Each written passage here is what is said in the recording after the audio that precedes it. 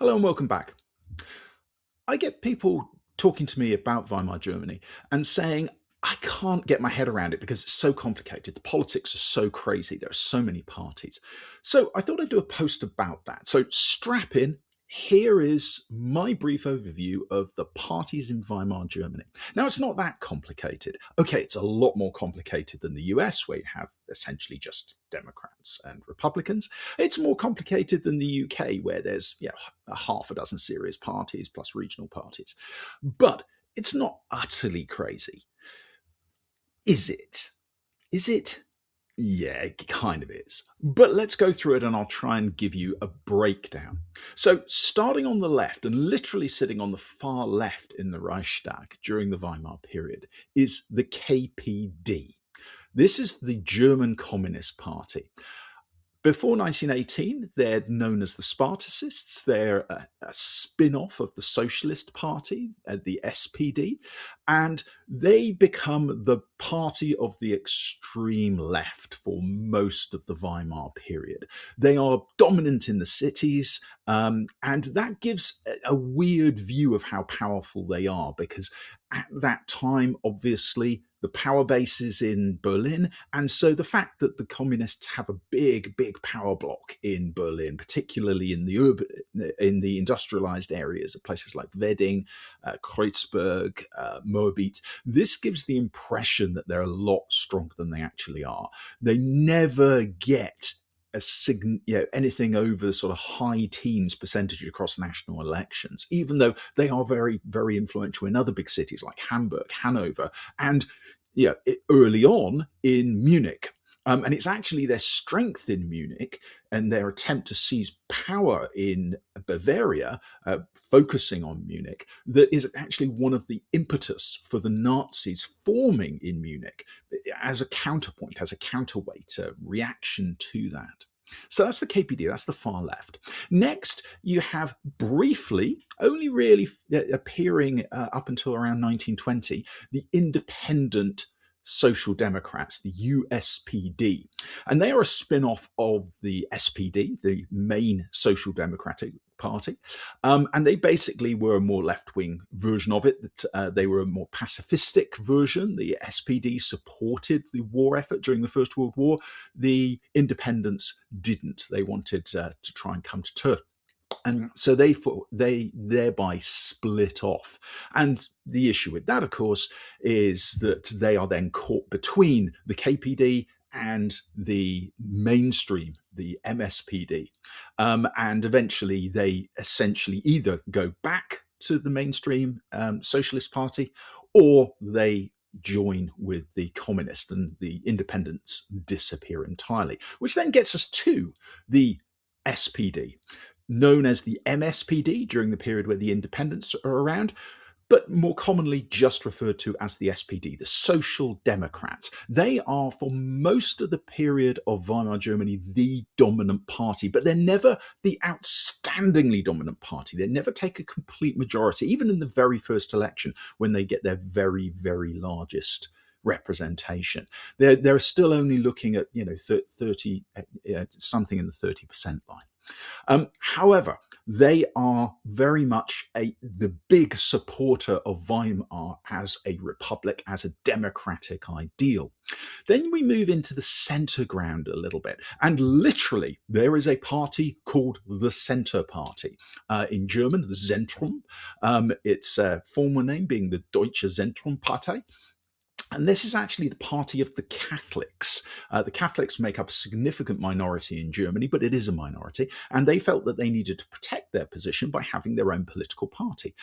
It's the third largest party in the Reichstag for most of Weimar Germany. And actually, representatives of the party are often put up as leaders, as the chancellor during the very, very frequent changes, because they're regarded as a nice compromise. They're not going to be too radical in any direction. And both the right and the left can kind of suck their teeth and go, okay, we'll accept somebody from the centre party. They're never going to take the most radical position, and they're always trying to kind of keep their heads down. And actually, in terms of how long they last, they're basically the party that lasts longest under the Nazis. They still get taken out and banned like everybody else does. But there's some method in their madness. It just doesn't save them in the end. Then you have the DDP. The DDP, the Deutsche Demokratische Party, the Democrats, they are a party that was founded by Walter Rathenau, amongst others. The big businessman and politician, ends up being the foreign minister. And they fundamentally are a Weimar supporting party. They take a fairly middle of the road position. They're sort of centre right. Some of their policies actually flip across and are sort of centre left, but they are in the middle ground of Weimar politics. Then you have the DVP. The DVP are they start off actually as an anti-republican, an anti-democratic party, but they shift, and the DVP, the German People's Party, they end up being one of the biggest supporters, particularly in the guise of their most famous statesman, Gustav Stresemann. They promote fairly conservative ideas a lot of the time. Things like constitutional monarchy is one of the things that they want, certainly in their early days. But fundamentally, they end up becoming a big supporter of the Weimar experiment with democracy. Then amongst the big parties, you get to the DNVP. And the DNVP are really the nationalist party. They are the far right as far as national politics is concerned, until the NSDAP, the Nazis, really appear on the scene in the later 20s. And the DNVP are dominated by a particular wealthy man, Alfred Hugenberg, who is a big newspaper magnate, kind of Rupert Murdoch type character. If you think somewhere between Rupert Murdoch and Donald Trump, then you're not a million miles away from Alfred Hugenberg. And he has this idea of a Volkisch, a very nationalistic future for Germany, and he drives this through his control of a number of newspapers, and has a number of paramilitary groups that support the DNVP, and they are the far right wing of Weimar politics for certainly the early part of its existence, and they become supporters of having an accommodation with Hitler in the early 30s. But there are other parties. There are a number of other parties. We'll go through some of those, but the ones I've mentioned, other than the Nazi Party, other than the NSDAP, are the ones that if you are studying Weimar Germany, you need to understand. They are the ones that are key. So there's the KDP, the SPD, Zentrum, the DDP, the DVP, and the DNVP. Yes, there are others. And are there ever others? But those are the ones that make the difference, other, of course, than the Nazi Party. I'm not going to go through the Nazi Party. If you're on this channel and you're listening to this, you know about the Nazis. Maybe I'll do a post another time, but I really don't want to get into those. But the other parties, the main parties, are the ones I've spoken about. So who else is there? Well, there is the ASPD, the Old Social Democratic Party. They're a regional party based in Saxony. Lots of regional parties. Remember, Germany is a federal state, kind of like the US is today during this period. And there are lots of regional parties with regional issues. So the Old Social Democratic Party, a Saxon party. They split from the mainstream SPD in the mid-20s, 26. They never get a mass following. Then there's the Communist Workers' Party of Germany, the KAPD. They split from the KPD in 1920. They don't want to be part of the Reichstag. They want to do their own thing. They believe in revolutionary ideas and all this kind of thing. They basically peter out after a while. There's the Communist Party of Germany, in opposition. The KPO, they split from the KPD in the late 20s in 28 and represent an opposition. Lots and lots of infighting in the communists as various different groups are supporting various different groups that have appeared in the Soviet Union.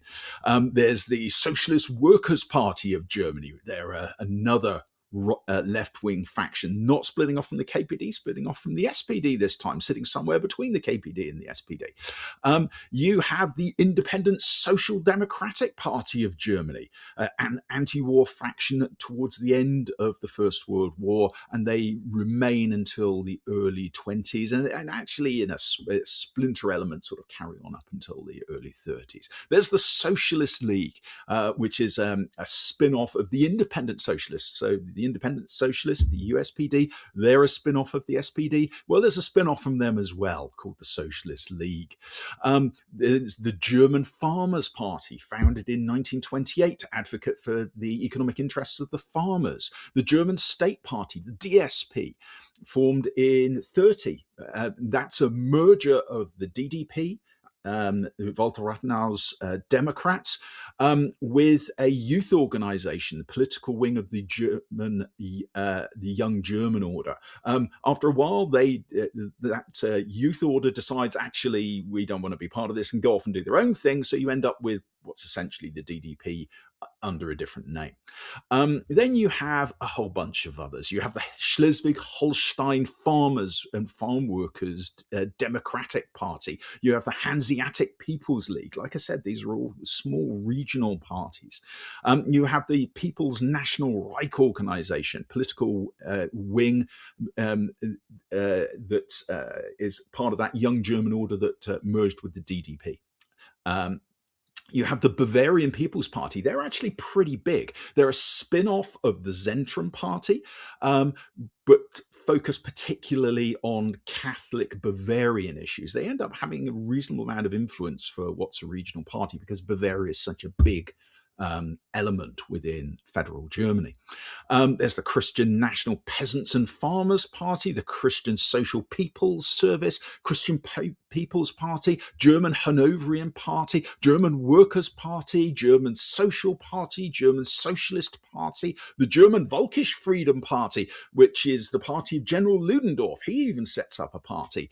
They actually managed to take about 6.5% of the vote in 1924, and then they basically disappear after a little while. But everyone's getting in on the action. If you don't have a party, who are you?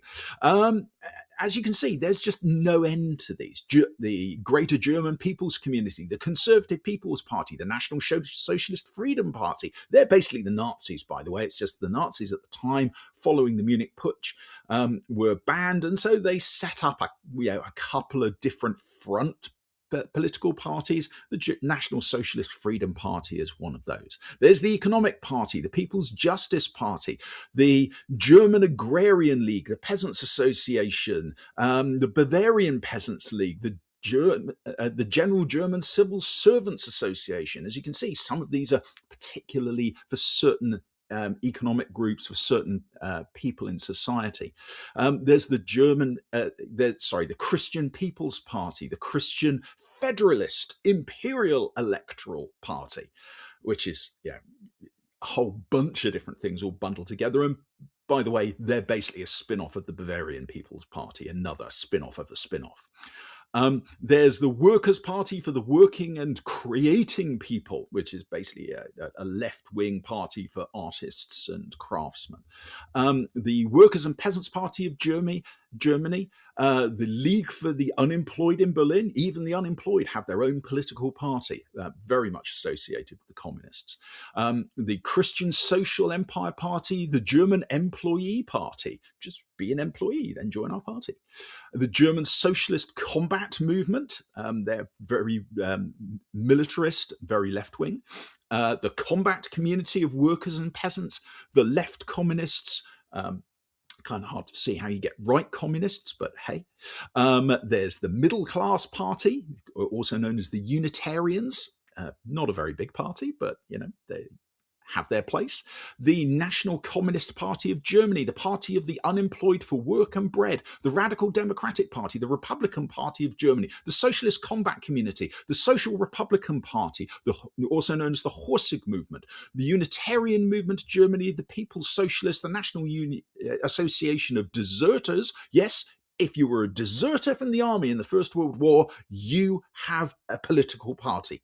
The Stahlhelm, the League for the Frontline Soldiers, very famous, eventually become a part of the DNVP. You have the German Nationalist Protection and Defiance Federation, the Harzburg Front, very right wing. They form an anti-democratic alliance with the NSDP and eventually get absorbed by them.